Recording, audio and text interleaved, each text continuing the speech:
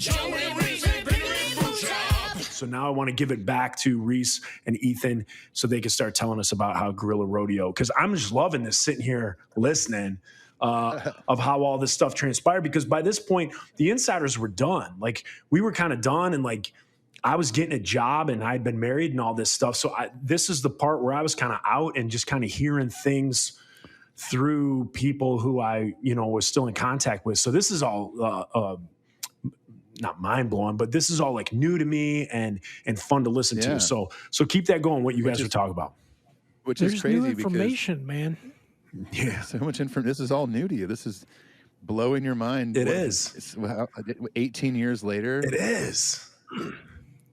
We should do an anniversary tour of the Guerrilla Rodeo EP, and we could go to each city and play 3 songs, and that's it. That's great. Wouldn't that be awesome?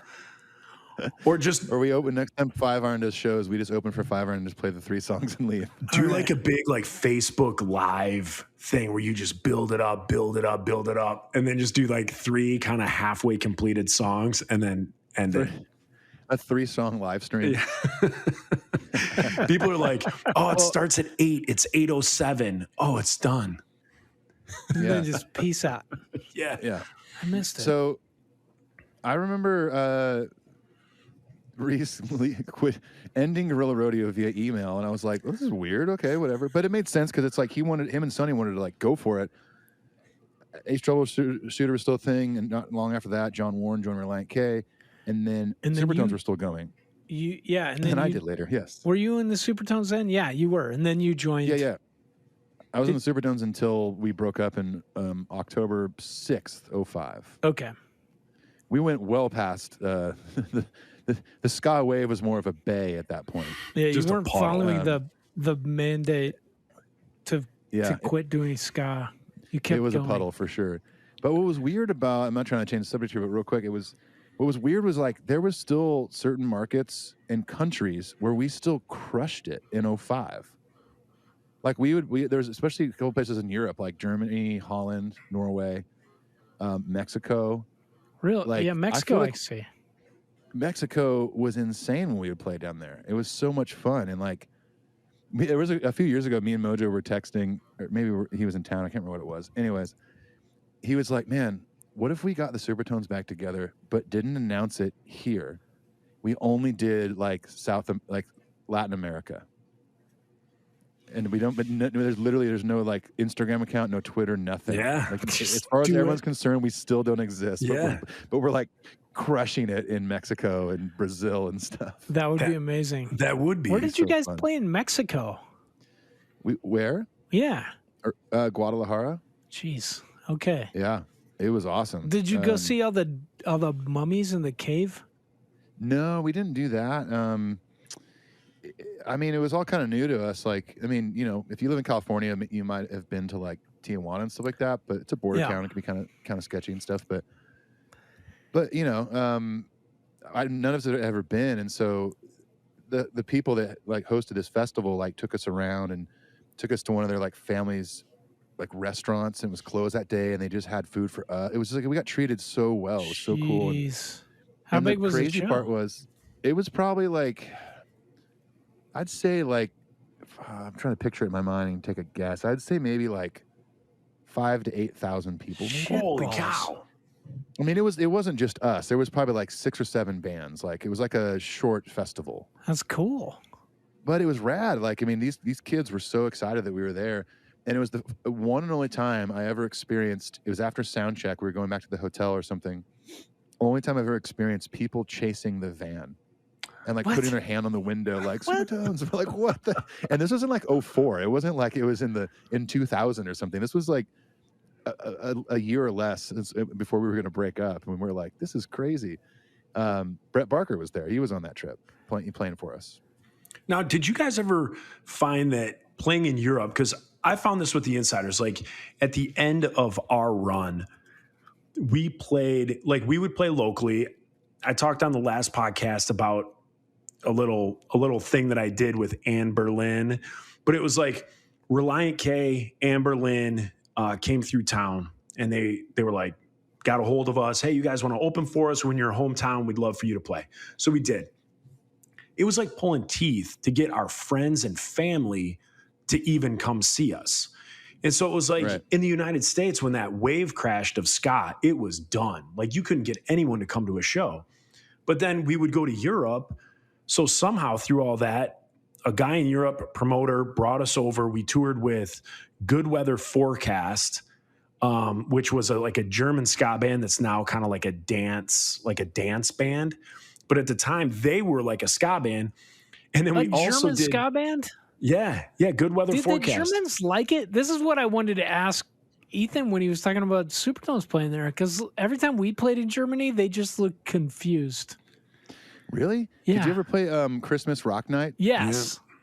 Yeah. That's the one where they go crazy. Yeah. I'm confused by that because whenever we would do it, I was always blown away by the fact that it was such an eclectic lineup. Mm-hmm. Like one year it was like we were headlining. Right before us was like Extol from Norway, like freaking as metal as it gets. Yeah. Jennifer Knapp was on it, like playing acoustic. And a bunch of other bands, and everyone was going crazy for everybody. So it confuses me that they wouldn't do that for Five Iron. Maybe it was jet lag.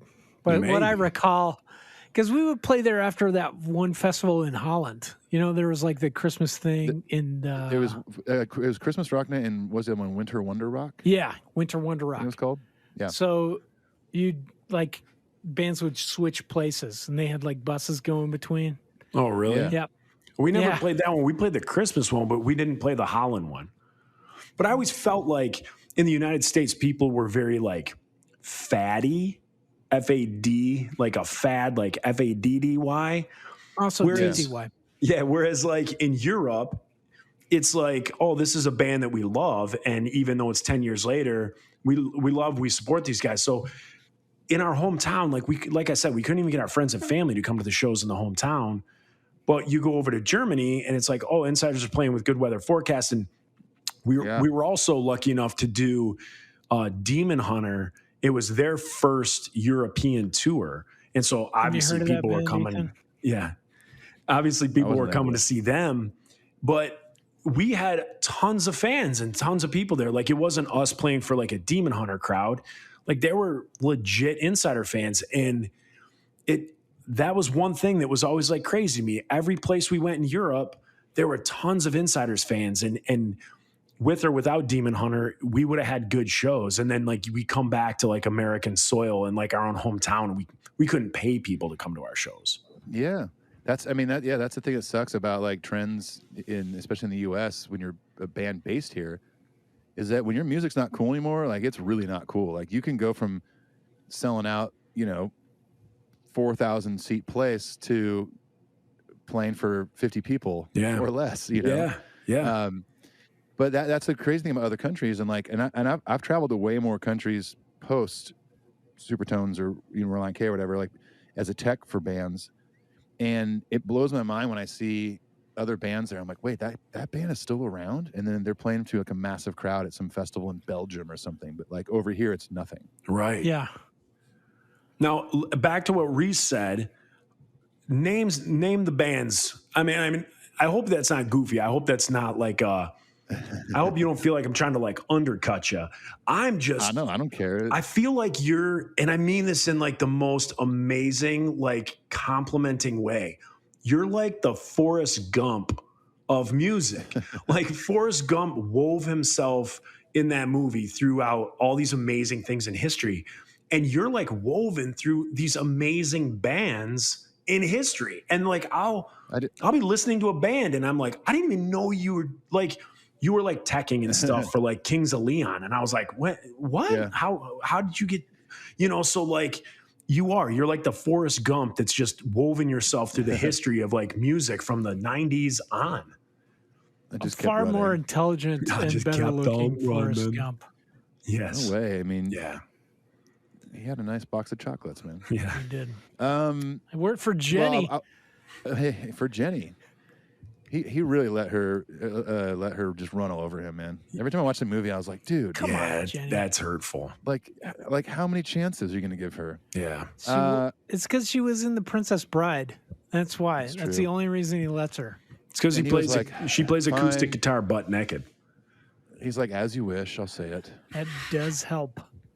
I'll preface my band list by saying, because I've been asked a lot by people that are like, in a way, it's like there's been people out there over the years that are almost like, not like angry about the fact that I've been in a lot of bands, but maybe it's confusing or Jealous. Or they have maybe That's what I think. or they have their idea of like why I've been in a lot of bands. And the simple fact of the matter is, there's always been a reason, like a really, really good reason why I've left a band.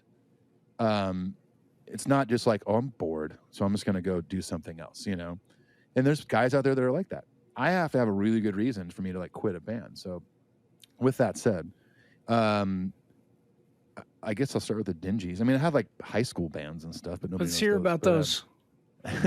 I had one called Toe Ring Mary Oh, because we wanted to be alternative. That's That's Toe a Ring better Mary name than sounded Five alternative. Iron Frenzy.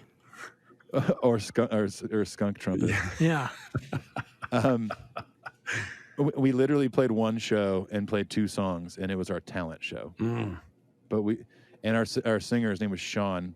I forgot his last name, but we wrote one song and played a Pearl Jam cover as sophomores, and he decided he wasn't going to write a chorus, and so he just kind of made up something at the talent show, and he called the song Untitled. nice. That's deep. That's So punk stupid. rock. That's deep. It was. We didn't have a chorus. Then we played Animal by Pearl Jam. Nice. Very cool. My basically, high yeah, school so, talent show band was called Jim Jones Party Mix. We played Prong, Snap Your Fingers, Snap Your Neck, and Guar's Sadama Go-Go. Did you pass wow. out Kool-Aid? No, but that would've- we had 2 shirts made that was a picture of the Kool-Aid Man with X'd out eyes. Whoa. Yeah. All right, keep going, dude. keep going. Keep going. Okay. So basically, like pretty much right out of high school, I don't even know this, but I technically formed the band Project 86 with Andrew Schwab. What? You did? Yeah. And here's how that. This is amazing. I won't go. I won't go into long stories about everything, but basically, like I was, playing around with some people locally and stuff, and I remember we would go see Tony from the Supertones had this this other band. It was like a cover band they did called Bulkhead, and they would play at this. I don't know if you guys had Bennigan's restaurants in Yeah. Michigan, and Yeah. We had them in Colorado, okay. yes. so they would play like every Tuesday or whatever it was at Bennigan's, and they had like an area with bands would set up. In a What? Bennigan's. Wow, Yeah, they look at the didn't have bar that over here. No, not Yeah, in yeah. Colorado. so I remember, but like, and the Supertones were already a thing. I had already been in the band when I was a teenager, and they were already doing their. At this point, they're probably on like. I don't think they've even done Strike Back yet. Maybe they had, but so a bunch of local guys from other bands would always be there just hanging out because it was just a fun thing to do if you were based in Orange County. And that's, I met Andrew Schwab through those guys, and we were hanging out one night at this table, and he goes, "Man, would you want to start a band together?" And I was like, "Sure." At that point, I wasn't in one. And I don't talk to that dude anymore, so he would, I probably want to hear this, but he would hate if I said this, but he literally looked at me in the face and goes, "We need to start the Christian Reads Against the Machine." Nice. He would. I was just on his podcast, and I talked to him about how they sounded like Rage Against the Machine when they started. He's okay with it. Is he cool with it now? That's good. You should talk to him. He's mellowed Happy out. for him. I hope so. Hey, He's not liked me for like 20 years. okay. This is tragic. I want to have I think Literally we need the to have a last time I show saw where him- we have you guys have a reunion. Dude, so basically, I'll get to that. But so we started kind of jamming, and I was like, he's like, my friend Randy can play guitar. And then Bean, who was in the Dingies, he was like, he can play bass. And so I was like, cool, I'll play drums. And then we started kind of jamming, and then the Dingies became a thing. So Bean went to go do that. So I was like, and he's like, "Oh, I know a drummer named Alex." So Alex Albert came in, and then I was like, "I'll go play bass." And then basically being in a band with him it was about a year, I guess I was in the band, and we played locally. And then the only thing we did You were really the out of state was first drummer for Tomfest. Project 86, basically. Well, And then bass barely. in the Dingies. No, No, bass Basin and Project. Bass in Project. drums in the Dingies. That's what I thought. Okay. But basically, like about a year, I don't know, it was like a year and a half. I'll just say this: he was not fun to be in a band with. Didn't make it fun at all. And maybe I've he's been different there. now. I don't I had know. one of those but that guys was in the my case. band. It just wasn't a good time at all to be in a band with him. And so I was like, okay, I'm not going to be in this band anymore. Like, I'm not happy. Like, it's not a good time. Playing music's fun. It should be fun. Yes. You know what I mean? And if it's not fun, figure out how to fix it. If you can't fix it, then stop doing it. You know? Yep. I So, think yeah, so I I'm stopped that doing guy that. in my band. If you can look around the room, you should be able to pick that guy out. If you can't, it's you. Five Iron has done something special, though. You guys have literally had one member change ever Yeah, I know. Yeah, that I know of. one half because he came back. That's true. You've had half a member change. Like you guys did what all the fans like fans would normally be like, oh, Keith's out of the band, this sucks. Or yeah, Scott left first. So Scott's out of the band, this sucks. And then you get Sonny. It's like, okay, the new guy. And then you get back together after the breakup and it's like, oh, Keith can't do it, but we're going to bring back Scott. It's like, Yeah, it's amazing. It's like bringing the McRib back. Right. Scott is You the know? McRib. He's the McRib of Five Iron Frenzy. Yeah, You're So, like, we don't have a trombone player. Well, Leonore can play trombone. And since we don't have a saxophone player, Brad can play sax. And then we'll bring Dennis back to play trumpet. And then it's just all three the same people, but they all just switched instruments. Exactly. the, And this Joe is will be the new singer. the thing about Five Iron is Dennis could probably play all the instruments, and probably Andy could. Also, Ethan, you can if you. Yeah, that's if you what's ever- killing me. He's like, yeah, I was playing drums and then we needed a bass player, so I decided to play bass. I was playing accordion in I this mean- other band, this Irish punk band. I played accordion for Flatfoot 56. I'm kidding. Man, I don't know. I mean, me with being a multi-instrumentalist, I don't know where it came from aside from my dad teaching me guitar, and Dude. I got obsessed with it right away. But all I cared about when I started learning guitar at 11 years old, but all I cared about was like learning guitar, learning different styles of music. And then I would make friends at church. Like a buddy was a drummer. I was like, can I try your drums? And like, I was just so obsessed with trying to learn other instruments. And then one of my best friends growing up, when I was learning guitar, he was learning bass. And so we would teach each other stuff from the lesson we had that week at the music store or whatever. So we were all learning multiple instruments together and stuff. And so that's Wow. kind of where it happened for me. So since I've met you simultaneously, you've always been the best drummer and the best guitar player I've ever known. That's not But true. go on. So you were in the Dingies. Project I'm just 86. going to go through the list now. I don't need to go into like story mode. Oh, I was going to say too, literally the last time I saw Andrew Schwab was at a friend's wedding here in Nashville a couple years ago. And no exaggeration, literally every time I saw him for years and years and years, I would say hello and he would like turn around and walk away. All because I quit the band, I guess. He is intense. Like Sour I want to grapes. say that I mean, about look. Andrew, but I also want to say that he's like, I heard him on this podcast and I texted him. I was like, man, I heard you on that podcast. It was good to hear your voice. Then he just had me on his podcast. So I talked to him for like 2 hours. And then just talking to him, I was like, he was like, yeah, we've got 15 albums. And I was like, I've only heard 3. So I went and listened to like all deep dive on my drive to see Joe, all Yeah. the project albums. And he is such a gifted lyricist and he always sounds so Sure. tough. So part of that is like, that's why Project 86 is awesome. Like he's intense. It sounds Yeah. intense. Like Sure. you're gonna hear some scary shit when you listen to it. Sure. But I get that. I'm I not don't trying know. to sit here and talk shit at all by any means. No, At no, all. no, That's just, I'm just saying that's my experience, what happened. And then literally the last time I saw him was like out of left field. Didn't know he was going to be at this wedding in Nashville. And he comes up to me with the biggest smile on his face. And he's like, dude, how are you? He hugs me. And I was like, what's happening? You're like, when am I getting sucker punched? I have literally never seen this person like this. Yeah. Ever. So I was thrown back, and he was like, "Great to see you. Let's hang out soon." I was like, "Okay." And then him and his buddy walked off, and I looked at my wife. I was like, "I don't know who that was. I don't know what Maybe happened." he's changed. He's I hope changed. so. He Great. kissed me That's on the wonderful. mouth on Oh, New His Year's. mouth. It's like Ebenezer We played with him. Scrooge. He came up Listen, I and kissed want- me on the mouth at the stroke of midnight, and really, that's Aw. the only time that's ever happened to me. So, Did you turn back into a princess? yes. Or a pumpkin. I was like, turn Perfect. back. I've always been a princess. Well, in our eyes, yes. Thank you. So after project, so now keep going. do After that, and project, then- you go into the Dingies as the drummer.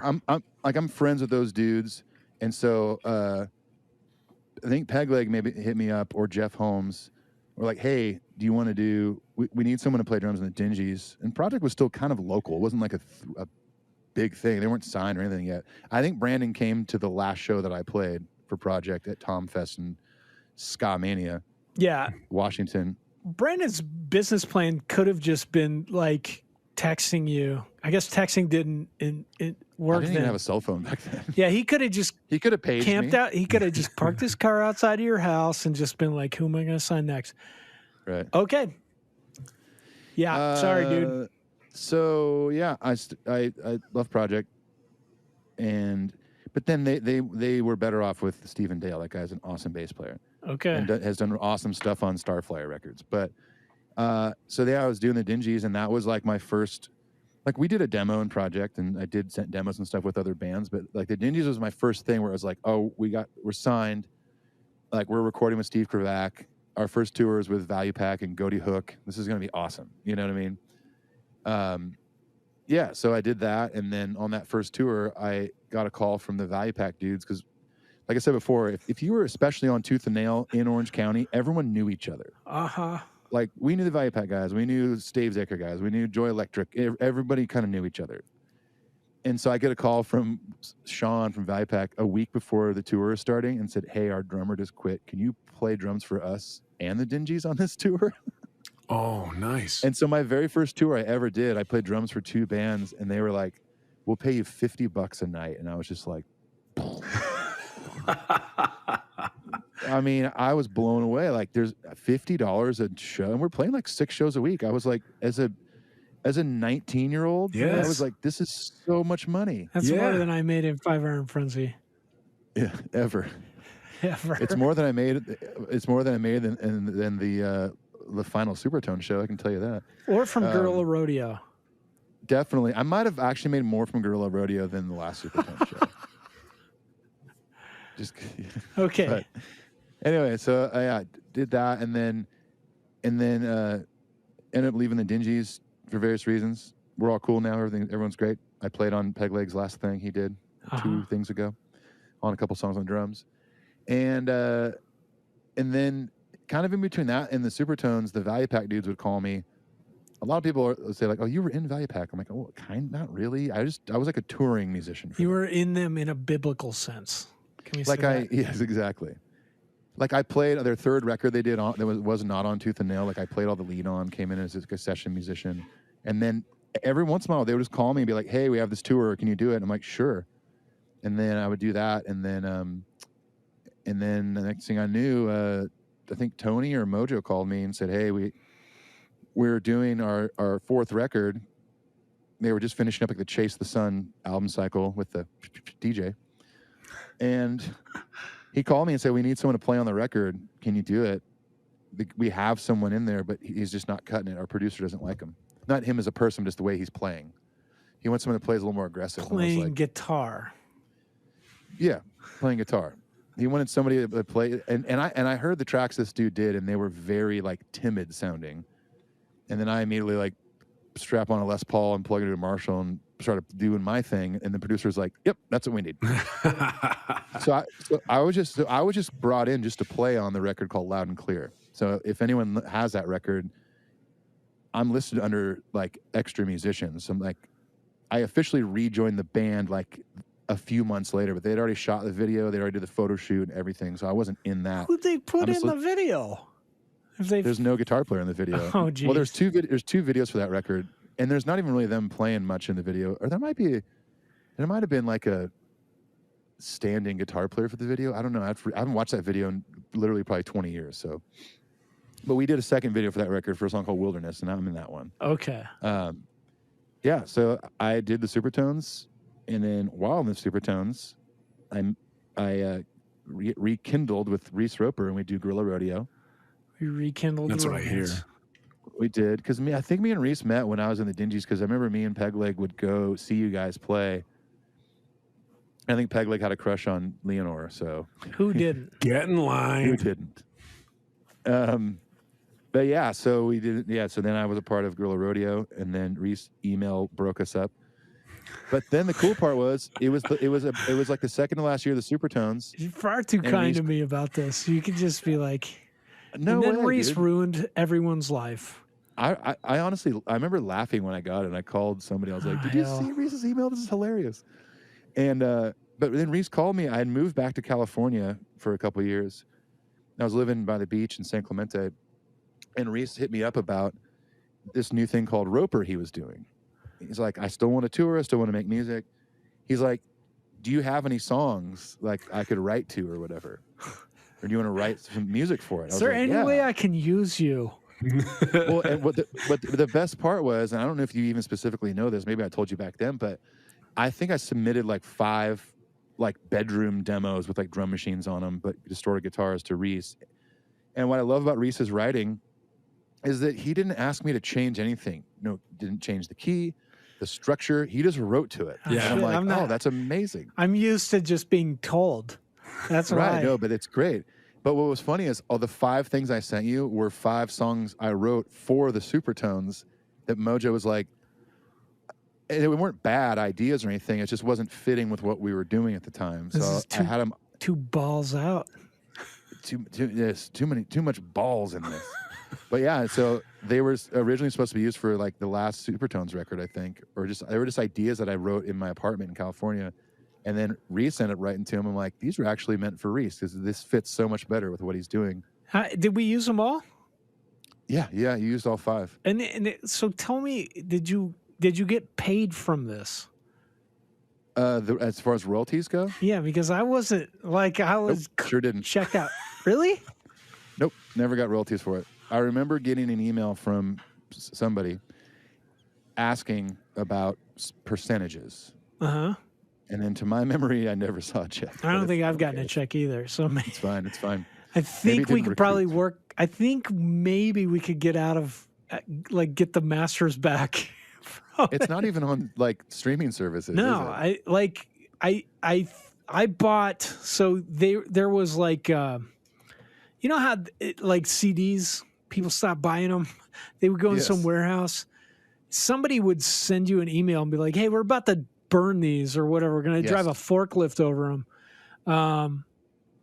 Do you want to buy any?" And so I bought like the last couple cases, like $1 a piece. I bought 300 of them. I think they're all still in my basement. Awesome. But I don't know. Maybe this. Yes, I could get it. I'll get you money. I'll get you paid, Do you- dude. You don't have to get me paid. I Did got you get to paid record for on it. playing on it? Yeah. I got paid to play on it. Okay, 'Cause was you- it decent? You wanted me. Yeah, totally. Because I don't remember exactly what it was, but Saki just I wasn't worked that mad out, about it. and then he made Frank pay for it. So I hope he did. Yeah. No, They that's don't the trust me with this because I'm far too generous. I would just be like, That's "What do the you want? A best million?" part about Yeah, we'll recoup it. having so like $1 million per chorus. Yeah, we'll just Um, recoup it. Yeah, it'll It get goes on the baby. recoup. It's Yeah, fine. That- Do you that's the need a best part about having massage? someone like We'll get this someone like lady. Saki on your team is that they'll go to bat against like the record label folks and not give a shit because Yeah. they have nothing to lose. They're like, I'm already doing the record. Yeah. You know what I mean? I remember Mark Townsend was that way with the last Supertones record that I played on for the breakup, where they were working out some point thing and Brandon was trying to have him take less or something like that. And he was like, nah, that's not happening. You know what I mean? But yeah, I flew up to the Bay Area and maybe I drove, I don't remember. But yeah, and then I spent like a week in Saki's studio with Reese, just hanging out and recording. Just and hanging Frank out Lenz and played on there. tearing shit up, like It was just so fun. shredding. I gotta I did. hear I think I this. remember I did a shreddy solo on one of the songs. It's so shreddy. So I think yeah. There's what if there I don't remember if there's 10 songs on the record. I know I wrote half of them or Yeah. musically, and Reese wrote the lyrics obviously. I doubt there's 10 because I have this weird obsession with prime numbers. So there's Okay. probably 13. Okay, fair. There might be 13. Maybe there's 15. The No, one that there was prime one number. that if anyone has that record, the one that I was most excited about you writing to ended up becoming In Excelsis Deo. Yeah. And I remember it was a super weird song that I wrote that had, I think every chorus was a key change. It was super weird.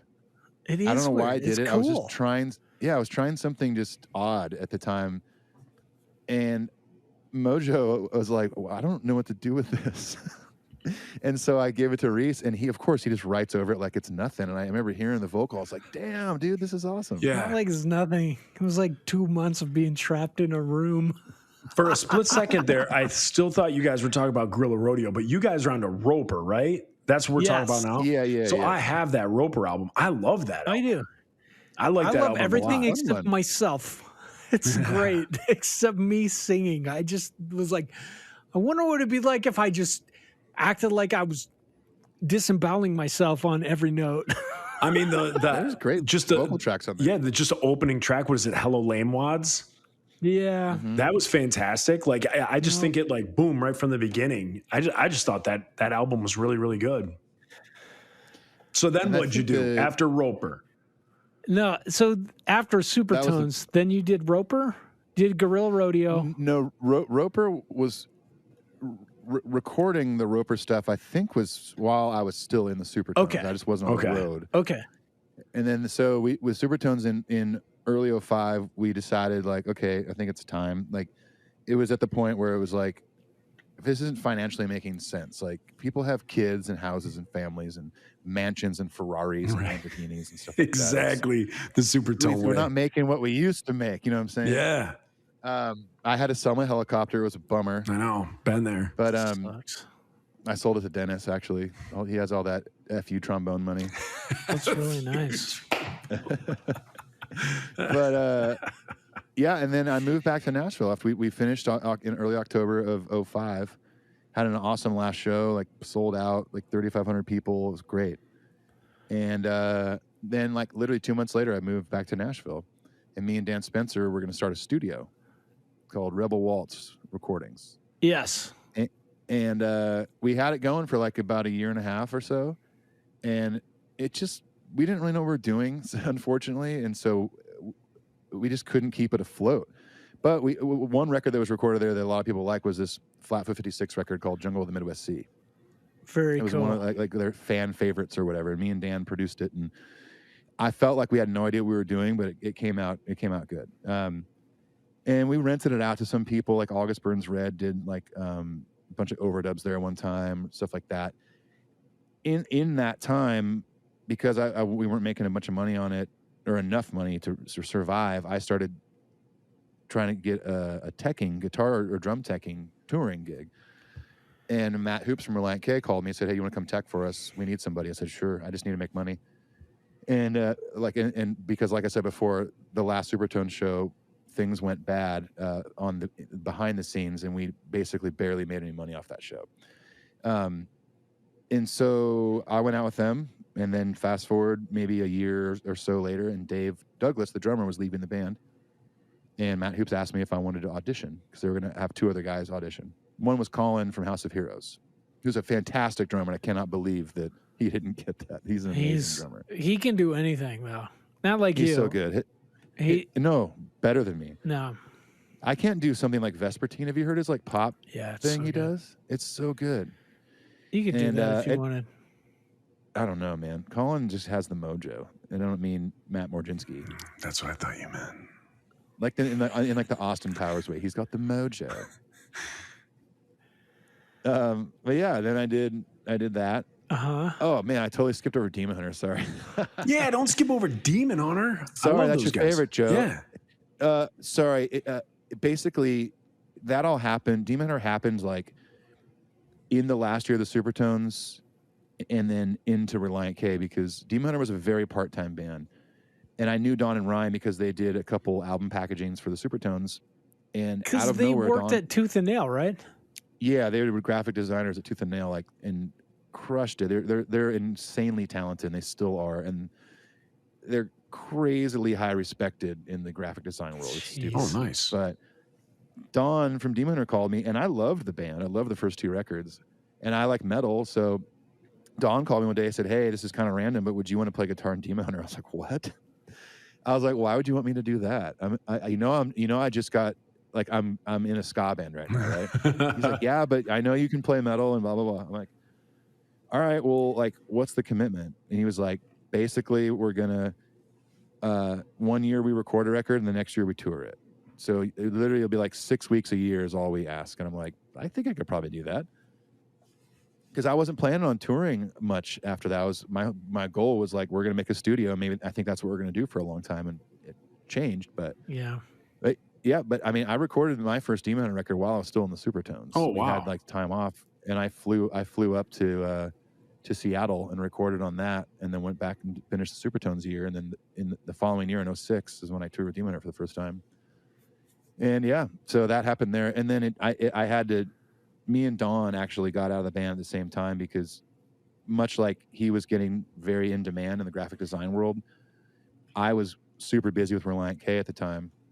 Like Reliant K was full time, so both of us were like, "Man, we can't do both. It's just impossible." And it bummed me out to have to stop doing it. But Patrick, who took my spot, is so much more metal than me, and he fits the band better anyways. It's crazy to me because Demon Hunter, like in metal circles, is huge. I remember like reading an article about army guys using the music of Demon Hunter to keep people awake, like in army prisons, and I was like, "Oh man, I'm friends with these guys," and I weird. reposted it on Facebook, and everybody's like, "You asshole." Like they're torturing I remember people hearing to this. that. Yeah, I mean, I remember hearing that like people they would use our music, It's Demon Hunter music. It's to, not like, your torture fault. people and Like, stuff. truly, they should have whoa. chosen 5-iron. If you want to torture people, Yeah, why didn't they use play this ska shit. music for people? Yeah. Right. But I was Wow. just like, "Oh, I know these guys. I'm friends with them." But seriously, like Demon Hunter is so huge, and you Yeah, guys are it just was- like, I love those guys. Like, now, Those are 2 of my favorite records I've ever done. I mean, I immediately missed doing it when I. So had to leave, which but 2 I think records it were was you the right on? call? The Triptych and Storm the Gates of Hell. Oh yeah, third- 2 third and fourth phenomenal record. albums. Thanks. Yeah, at work we have like a gym at work, and so Yeah. something came on, and somebody made a crack about like what is it? Because everybody knows that I used to be like in a Christian ska band. So the guys at work were like, "Oh, what is this? Like some pussy Christian rock?" So then I on purpose like put Storm the Gates of Hell on the playlist to like play next. And same guys who were saying that, 5 minutes later are like, "Oh man, who is this?" And I'm like, "Yeah, this is some pussy Christian band, Demon Hunter." And so all these guys are like, putting it in their thing to like stream it and all that stuff. So yeah, just this last week I turned on a bunch of dudes to the Storm the Gates of Hell album. Awesome. That's a fun record. Yeah, it's great. And again, when we toured with them in Europe, because is it Ryan who doesn't like to fly? That was Don. Okay. Originally, yeah. Don was not a fan of flying. I'm not a fan of flying, but No, it neither am I. I think it got pretty bad for him. But he ended up correcting that. I can't remember I don't know if it was like therapy or what, but I remember his graphic design job ended up having to take him sometimes all over the world to go speak at like, I don't know if they were like TED Talks or conferences or whatever, or to go meet with like the head of some corporation he's designing stuff for. And he's like, "I got to get on a plane. I got to figure out how to do this." Yeah. But no, yeah, there were times where Don like would not want to fly. Like he just, Yeah. physically he couldn't do it or something like that, which I get. I mean, I've been flying on planes forever until the pandemic hit. You know what I mean? Yeah. It's like I hate it. I think I'm gonna die every time. Yeah, me but- too. Yeah, I'm is it the absolutely flying? terrified. Is it the flying that bothers you or the crashing? Because that's my favorite part. Crashing. Yeah, I love being in crashing and burning. crashes. Car crashes. Um, I'm in a it's Christian just ska the band. unknown. It's the same. Just the unknown of I'm not flying this thing. Yeah, that's what. It's You That's the same could thing with though. me. maybe I could. I listen. You just need a utility knife. And some duct tape. Oh, is it too Oh, hey, soon look, to joke about You this? mean like something like this? I've got a utility tool literally right at my desk because I was working on one of my guitars Too earlier. soon. Too soon Well, to that's- joke this- about will- hijacking. Will this piece start the plane? Mhm. It could very Um, well could. Maybe. Um, Anyways, I don't know where we were, but So Demon Hunter. then- You went from Demon Hunter, Reliant then you K. left. Yep. Now you're in Reliant K. yeah, then I did Reliant K for like 5 years. Then I didn't. for like 5 years. And then what happened? 5 years, and then I left the band. We're all good now. We've been hanging out lately, which is cool. Okay. It's been like 8 years since that happened, but that was another one of those situations where I was like, I feel like I have no choice right now. At the time, I felt like, and you know, I mean, technically, me and John Warren and John Schneck all kind of left the band at the same time. Okay. I was pretty public about it just because I knew I had people that kind of followed me throughout my career, and so I was just like, I don't want to just disappear. You know what I mean? Right. So I put up a thing about, you know, leaving the band and stuff like that. But yeah, and then after that, I like, you know, like everything, I'm a musician. I have a passion for it. I don't want to stop doing it. So I got to find something else to do, you know. I just, nothing's presented itself in my life so far that has made me want to get off the road, you know. I think if I knew I could be a studio musician full time, that would get me off the road, which I do a lot of studio work here in Nashville for a buddy of mine. But it's like, you know, maybe once a month or every other month. It's not. If it was like every other week, I'd probably not tour anymore. Oh wow. But I just love touring so much still, and I love seeing the world and the country and all that stuff that, yeah, after Reliant K, I tried to find another artist to play for, or I didn't care if it was a country artist or whatever. I didn't care. And I couldn't really find anything. And then I ended up getting a call about a guitar teching position for that band Cold War Kids.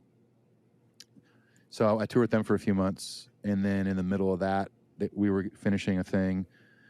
And I got a call because my friend at the time was the utility musician for Kings of Leon. And I come home from like a 2-month tour with Cold War Kids. I'm home for 3 days.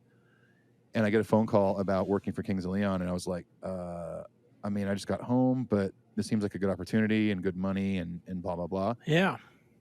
And it was like an emergency thing where they fired a tech. And literally I was home for 3 days and they flew me out the next day to Germany. Oh heck yeah. And I was gone for another 6 weeks. Oh wow. It was a pretty brutal year.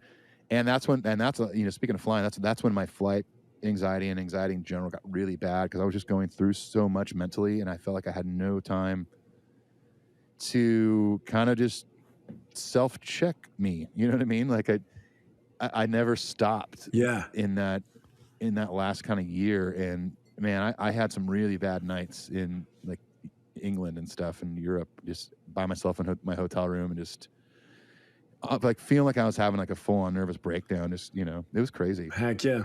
But yeah, it was gnarly. And just, you know, I was like, it was the first time I'd really been like a guitar tech, and I was like maybe second time, but you know, playing music is my passion and creating music is my passion, and touring and playing that stuff is. So to be the guy on the side of the stage was kind of a bummer for me, you know? Yeah. And there's a lot of techs out there that are like, you're crazy, dude. You're making great money. What's the big deal? Who cares? But I care, you know? Yeah.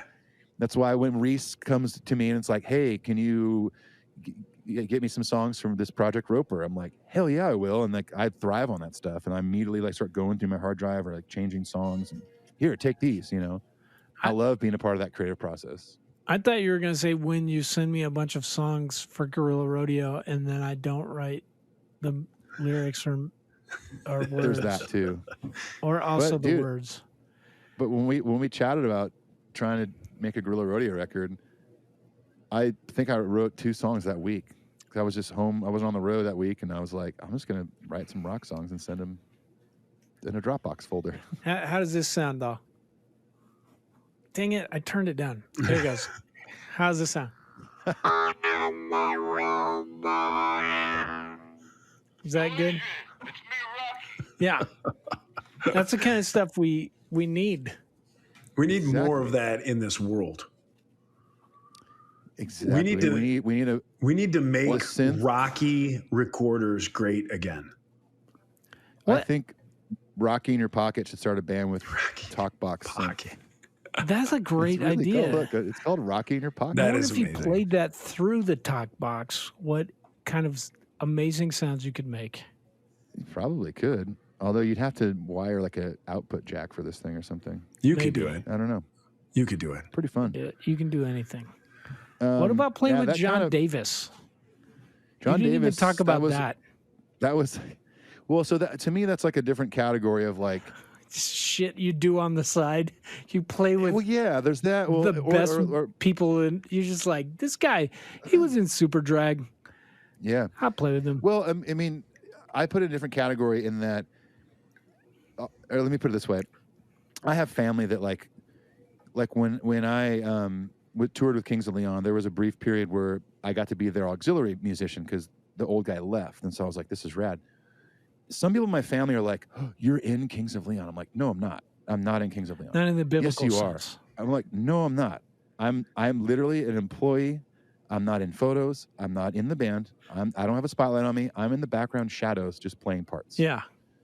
That's like, you know, if I came out and filled in on bass for Five Iron for 2 shows, you're in Five Iron Frenzy. Like, no, I'm not. I'm just fulfilling, dude. You know what I can mean? be in Five and Frenzy in the biblical sense. I'm just telling you. You guys are anytime. always way. I always wanted to be in Five Iron. You guys are way cooler. I don't think that's true, but you I you liked would what up the value of Five Iron about 1,000%.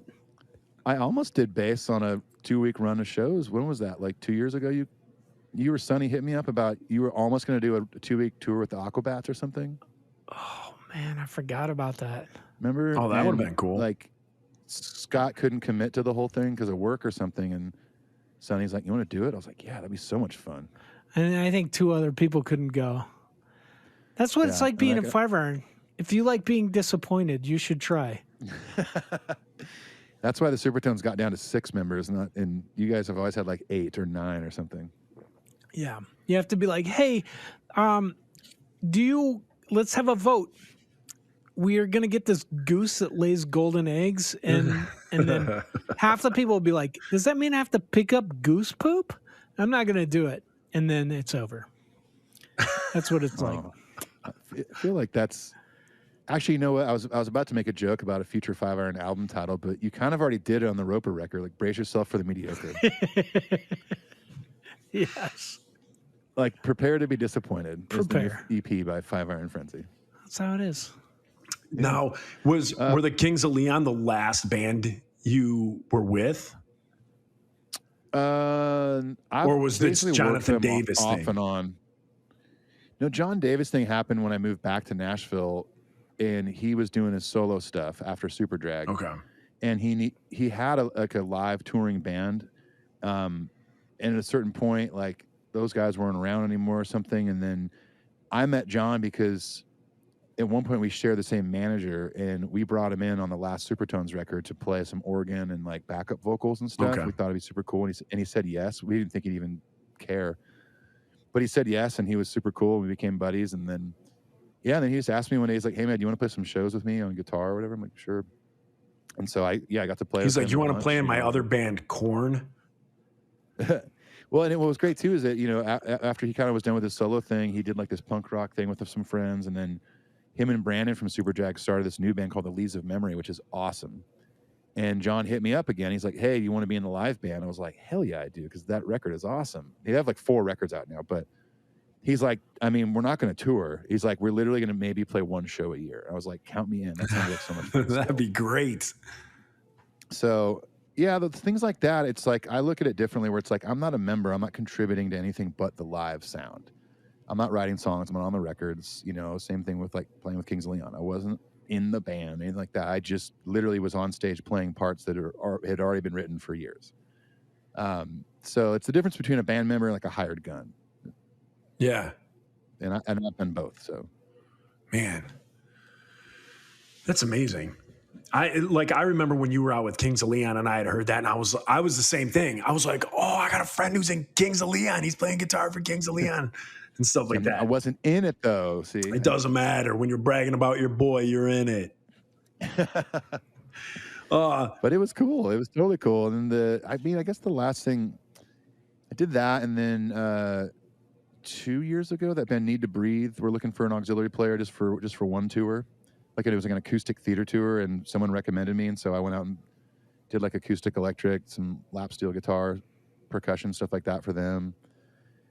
Then that brings us almost to the pandemic, where I worked for Brandy Carlisle for about 9 months. She was awesome. Her and the whole band were great. I was just a drum tech with them. And here we are. I was unemployed for almost most of the last year and a half. And then what's lower than being unemployed? Being on the Pickle and Boot Shop. And here we are. Yeah. This is like one step before like a cry for help, like calling that 800 number hotline. Right. Yeah. Right. Totally. Ethan, your treasures are in heaven.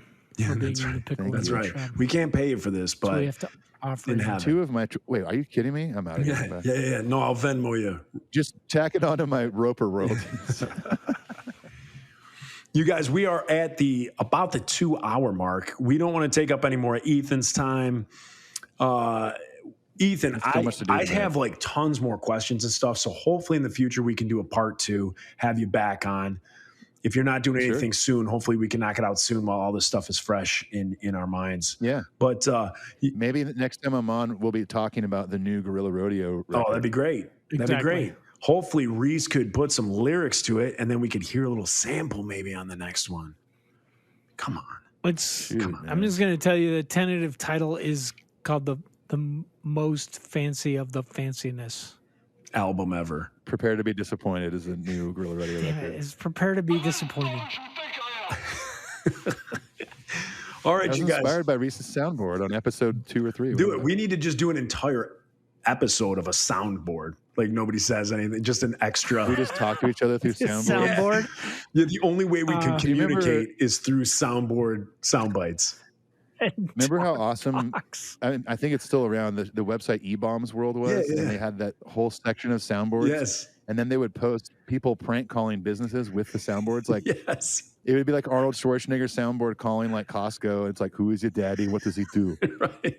And they're like, excuse me, sir. Right. It was so good. They used to play those on like the radio station here, like the morning the second show. John Kimball. Yeah, would do all those things. All right, you guys. Well, Patreon subscribers, again, we thank you so much for contributing dollars to this, and yeah, we're always looking for something new to do for you guys and anything like that. Again, I have so many questions. I wish we didn't have to end right now. I got to get out of here, but again, Ethan, thank you so much for your time. We're going to have you back on. Of course. Reese, where can everyone find? Oh, and Ethan, let us know. Let everyone know where they can reach you, your podcast. Let everybody know that stuff. Yeah. Well, on social media, it's pretty Ethan. It's pretty easy since my name is not really normal. I'm basically at Ethan Luck at everything. Okay. On Twitter and Instagram that's mainly where I'm active. I have a Facebook music page, but I mean I'm not really active on Facebook. I don't like it so much. But And you guys get his then- Let It Burn album.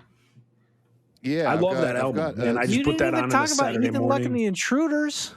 we didn't talk about any of my solo stuff. Buy that. Yeah, if you want to check out any of my solo music, I have everything on all the streaming services: Apple Music, Spotify, whatever, Bandcamp, iTunes.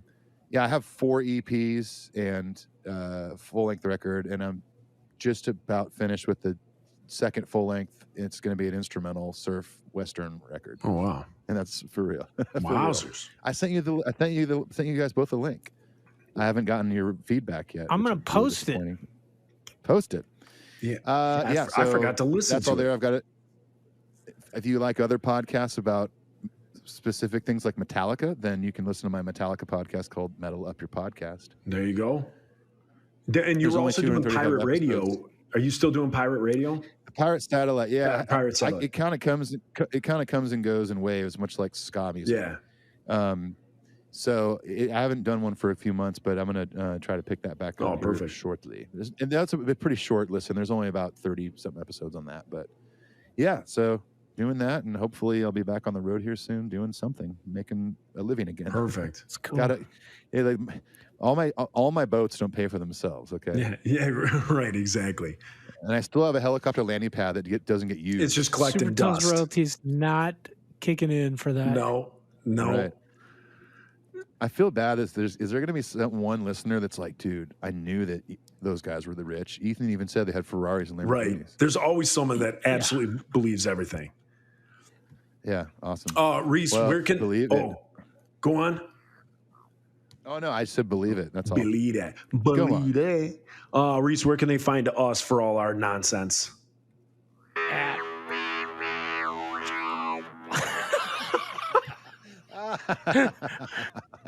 Perfect. All right, you guys, I we had are gonna.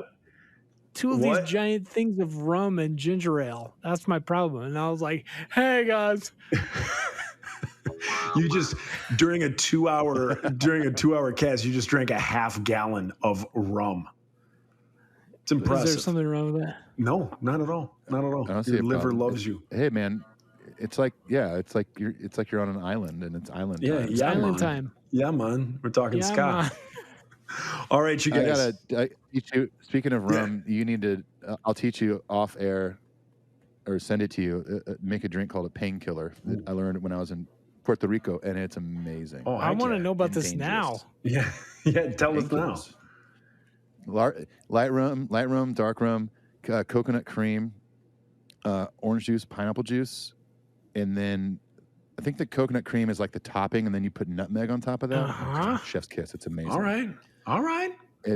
They're so delicious. And we went to Puerto Rico for Christmas like 10 years ago, and we came home and immediately went to the liquor store and bought everything to make painkillers because they were so. I feel like I had something like that in Hawaii, but it wasn't called a painkiller.